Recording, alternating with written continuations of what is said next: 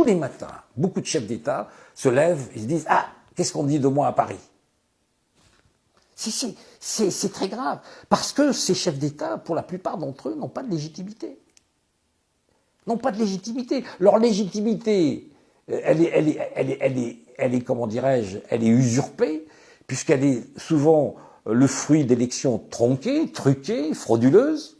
L'ancien président gabonais Ali Bongo, qui a été renversé en 2023 par un coup d'État, a quitté le pays, a quitté le Gabon et se retrouve désormais en Angola. Et cela a été annoncé par les autorités angolaises. Donc ce ne sont même pas les autorités du Gabon qui ont annoncé, mais ceux de l'Angola. D'ailleurs, Nathalie Yamb a partagé une réflexion à ce sujet. Parlant de ces individus, elle dit « Ils ont détourné les fonds publics, fait du faux et usage de faux. » Mais hier, Sylvia Bongo et Noureddine Bongo sont arrivés libres en Angola en compagnie d'Ali McNoise. Et ce n'est même pas le gouvernement gabonais qui diffuse la nouvelle, mais la présidence angolaise. Quel mépris. Pas de justice, pas de procès normal, puisque c'est toujours le même clan et le même système qui sont au pouvoir. Yako à ceux qui ont cru au changement. On vous avait prévenu. Le clan Bongo version Ondimba est parti. Vive le clan Bongo version Oligui. La continuité dans l'impunité. Donc voici le communiqué en question de la présidence de la République d'Angola. C'est sur les réseaux sociaux qu'on a annoncé que la famille d'Ali Bongo avait été relâchée et se trouvait désormais à ses côtés à Luanda. Son épouse Sylvia et leur fils Noureddine, qu'on disait emprisonnés depuis 2023 pour des accusations de corruption, ont ainsi retrouvé la liberté. Comme ça, juste comme ça. Bien que l'affaire ne soit pas encore officiellement sortie, qu'il n'y a pas eu de communiqué officiel de l'État gabonais, particulièrement sur les charges qui pèsent contre eux, l'avocate de Madame Bongo a dénoncé une détention qu'elle qualifie d'illégale et d'arbitraire. Cette libération intervient peu après la visite du président angolais, João Lorenzo, et il était en visite à Libreville. Actuellement, à la tête de l'Union africaine, Lorenzo a rencontré le chef d'État gabonais, Brice Oligui Nguema, l'ex-général ayant renversé les Bongo donc lors du putsch de 2023 avant de remporter les élections présidentielles il y a quelques semaines. Selon le procureur gabonais Edi Minang, cette remise en liberté est strictement provisoire, mais bien sûr, ils disent que c'est motivé par l'état de santé fragile de Madame Bongo et de son fils. Les procédures judiciaires se poursuivent à leur rencontre, donc voilà, on ne doit pas être inquiété par rapport à ça. Ça va. Donc les autres détenus innocents ou qui ont commis des crimes beaucoup moins graves doivent aussi être libérés. Parce que la prison, je vous assure que ce n'est pas une partie de plaisir. Donc on peut commettre des actes aussi graves et on est libéré à cause de notre état de santé. C'est ça, c'est le message qui est passé. Je disais déjà dans une précédente vidéo sur ce sujet qu'il n'est pas impossible qu'en réalité ces gars n'ont même pas mis pied en prison. On a beaucoup de cas dans nos pays de gens que l'on dit en prison mais qui sont simplement ailleurs. Ils ont voyagé, on les a exilés et j'en passe. Et ils ne souffrent pas, ils vivent bien. Ce qui m'énerve, c'est que la souffrance qu'ils ont infligée au peuple, ils veulent que ça leur soit juste pardonné. Voilà, non passé dessus. Des images diffusées par la présidence angolaise montrent donc Bongo accueilli à l'aéroport avec une femme derrière lui, vraisemblablement son épouse. On parle d'un gars qui a dirigé le Gabon pendant 14 ans, prenant la relève de son père, Omar Bongo, qui a lui-même dirigé pendant plus de 40 ans. Et suite au coup d'État en 2023, on a assigné à Ali Bongo une garde rapprochée. Littéralement, c'est ça. On lui a assigné une garde rapprochée et il était totalement libre de ses mouvements. Il pouvait aller et venir là où il veut, comme il veut. Sylvia et Noureddine, selon les versions officielles, ont d'abord été incarcérés,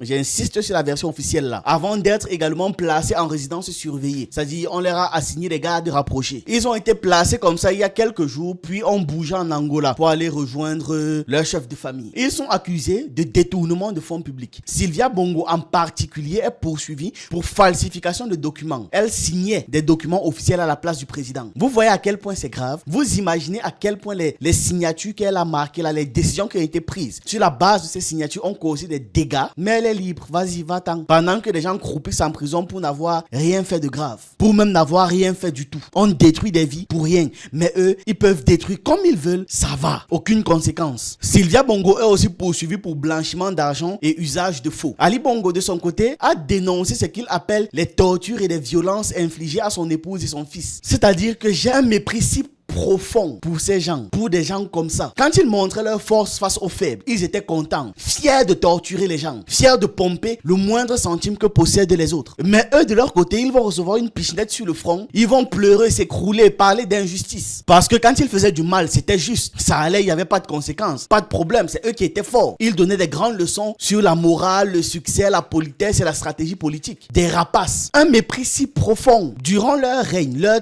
très long règne. Les Bongo ont bâti une fortune colossale au détriment du peuple gabonais. En tout cas, l'Union africaine, dans sa soumission assumée envers l'Occident, a relancé ces relations qu'ils avaient fait semblant de couper avec le Gabon. L'Union africaine avait suspendu, entre guillemets, le Gabon après le putsch. Le président de la commission de l'Union africaine, Mamou Ali Youssouf, a salué cette évolution. Il était très content. On comprend que c'est une manière de prouver où va sa loyauté, parce qu'il espère que l'exemple du Gabon la inspire une restauration constitutionnelle dans d'autres pays africains qui sont moins en accord, bien sûr, avec l'idée de donner ou de partager sa souveraineté en échange des miettes que l'Occident va cracher au sol. Vous allez aller lécher, vous serez content de vous. Vous comprenez qu'il est en train de parler de l'AES. Le départ de Bongo et de sa famille sans jugement est un signal politique fort. Ils ne sont ni emprisonnés, ni jugés, ni poursuivis pour les nombreuses affaires de corruption, de détournement ou encore de crimes politiques dans lesquels ils ont été mêlés, qu'ils ont même organisés. Et où est-ce qu'ils vont? Dans un autre pays africain allié à la France, l'Angola, avec un statut quasi diplomatique. Ça veut dire qu'ils n'ont même rien perdu de l'apanage diplomatique qui s'accompagnait de leur poste. Je suis désolé de nous le dire, mais ça décrédibilise complètement le discours de rupture du régime actuel. Complètement. On comprend que l'objectif n'était pas la justice, mais simplement une redistribution du pouvoir au sein du même système, avec les mêmes règles, les mêmes protections pour les anciens dirigeants. Exactement la même chose. Que du maquillage. Oligui Nguema est un produit du système Bongo, ex-garde rapproché d'Ali Bongo, héritier des privilèges militaires et issu du même cercle politico-ethnique. Le coup d'État est donc une autocorrection du système, une manière pour les élites coloniales de sauver le régime en changeant de visage, mais pas en changeant le système en fait. Ce qui veut dire que le régime actuel s'est en fait lancé dans une opération de rebranding, de redesign. On aura des discours populistes sur la refondation du Gabon ou encore des mises en scène de lutte contre la corruption. Mais dans les faits, aucun changement structurel réel. Les membres de la famille Bongo sont toujours extrêmement influents dans l'économie. Les liens avec la France restent toujours trop forts et les multinationales étrangères continuent d'opérer comme avant. Aucun changement, tout est zen. Les militaires français sont même encore là. C'est un changement de narration, pas de paradigme. Si Ali Bongo et sa famille peuvent partir librement et paisiblement, qu'est-ce qui empêche un futur président de piller le pays? D'ailleurs, ça dissuade même toute enquête sur les crimes financiers et les réseaux france-africains. Les gens m'ont dit, bref, de toute façon, ils seront libres, ils vont être relâchés. Donc, autant mieux dans cette enquête, je fais en sorte d'avoir mon maximum d'argent et je les laisse tranquilles. Le départ sans retenue d'Ali Bongo et de sa famille est un symptôme d'une rupture de façade. Derrière la vitrine du changement, le système reste intouché dans ses fondements. C'est la même chose. C'est donc une démonstration classique on appelle ça comment, du cosmétique colonial. On change la peinture, mais les murs pourris restent les mêmes. On a plusieurs cas historiques. Ce n'est pas la première fois que ça arrive. Déjà au Gabon même, dès les années 1960, la France installe Léon Mba, puis protège militairement son pouvoir lors d'un coup d'État en 1964. Ensuite, Omar Bongo, son successeur, devient l'un des piliers de la France-Afrique, transformant le pays en une pompe à ressources, pompe à pétrole pour la France en échange d'une protection totale. Le Sénégal, lui aussi, connaît le changement de système piloté. Léopold Sédar Senghor, premier président, ancien député de l'Assemblée nationale française. Il est pourtant un homme compromis qui a maintenu les intérêts français, y compris le franc CFA et les accords coloniaux. Donc, loin d'une rupture révolutionnaire, c'était simplement la continuité sous surveillance en fait du système colonial. La République démocratique du Congo, après l'assassinat de Patrice Lumumba en 1961, devient une caricature de ce phénomène. Mobutu, soutenu par la France, la Belgique et les États-Unis, instaure une dictature qui se veut anticommuniste, mais qui livre littéralement toutes les ressources du pays à des intérêts étrangers. Et ils ont fait passer ça sous le vernis de la zaïrisation, non? Pourtant, la corruption a régné et les populations sont restées plongées dans la misère. Le Togo a subi le même sort avec Sylvanus Olympio, parce que lui voulait faire quelque chose de pertinent pour le peuple, sorti du franc CFA. Mais il était assassiné en 1963. Un coup d'état militaire ramène Eyandema Gnassingbé au pouvoir, adoubé par Paris. Son fils a pris le pouvoir et actuellement, c'est lui qui succède. Et il a fait une sorte de jeu de chaises roulantes comme ça, où il dit qu'il n'est plus président, on change son poste, mais il garde toujours tous les pouvoirs, les pleins pouvoirs et à tous les niveaux. Le meilleur moyen de mourir au pouvoir, je sais pas, on dirait que c'est maladif. Dès qu'un président africain arrive au pouvoir, son travail c'est de mourir là-bas. Et bien sûr, au Togo, tout ça s'est fait avec la bénédiction de l'Élysée. Tous les matins, beaucoup de chefs d'État se lèvent et se disent « Ah, qu'est-ce qu'on dit de moi à Paris ?» C'est très grave, parce que ces chefs d'État, pour la plupart d'entre eux, n'ont pas de légitimité.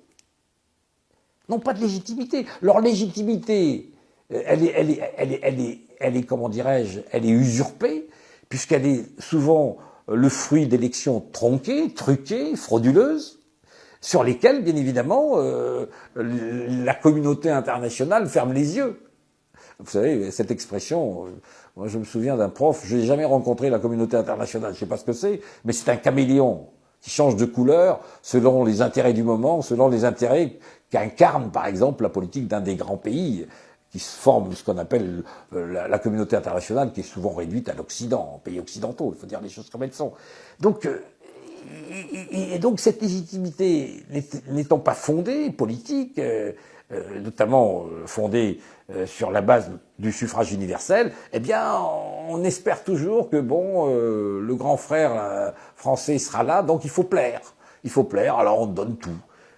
Et lorsque, par exemple, il y a un chef d'État qui essaye de s'affranchir de cette tutelle, on lui pose des problèmes. On est véritablement, si vous voulez, dans une espèce de...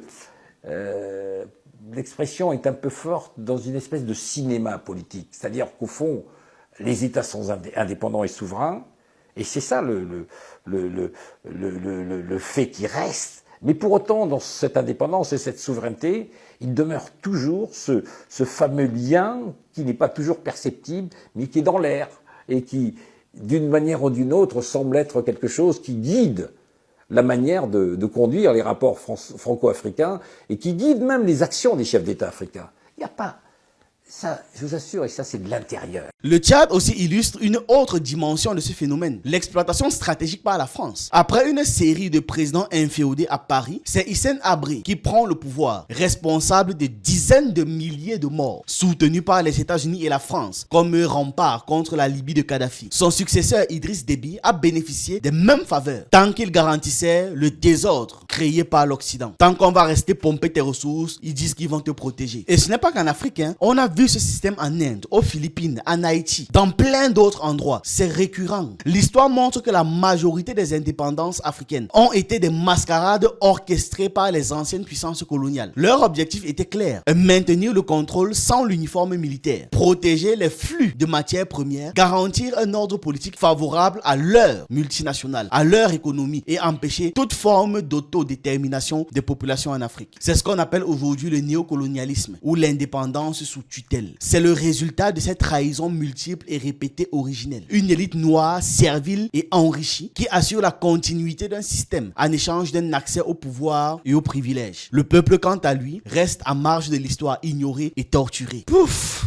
Parlons maintenant d'une zone pour se galvaniser un peu, où il y a de vrais changements. On va parler du Niger. Le groupe nucléaire français Orano, dont l'État français possède 90% du capital, envisage de se retirer du Niger en vendant ses actifs dans l'uranium. C'est très bien qu'ils dégagent. Je suis même déçu par le fait qu'ils ne doivent pas rembourser chaque centime volé au Niger et ailleurs. Bref, cette décision survient dans un climat de tension accrue avec les autorités de Niamey, désormais jalouses de leur souveraineté et qui chassent l'influence étrangère et française en particulier depuis l'acte patriotique du CNSP en 2023. Orano a confirmé l'étude de cette option après la détérioration de ses liens avec le gouvernement du Niger. En juin 2024, le gouvernement, les autorités nigériennes ont annulé le permis d'exploitation de la mine d'Imouraren, l'un des plus importants gisements d'uranium au monde. En décembre 2024, le groupe a également perdu le contrôle opérationnel de sa filiale locale qui s'appelle Somaïr. Cette décision s'inscrit dans une logique assumée de Niamey, celle de reconquérir la maîtrise de ses ressources naturelles, toutes, sans aucune exception. Le Niger, qui assure près de 80% de l'approvisionnement en uranium naturel de la France, cherche désormais à diversifier ses partenariats. Russie, Chine, ceux-là apparaissent comme des partenaires privilégiés, pertinents, avec qui le Niger peut gagner, on pourra travailler gagnant-gagnant, et en plus ce sont des pays respectueux de la souveraineté nationale. Tout est parfait. La vente potentielle des actifs d'Orano au Niger suscite l'inquiétude du gouvernement français. Le gouvernement français panique.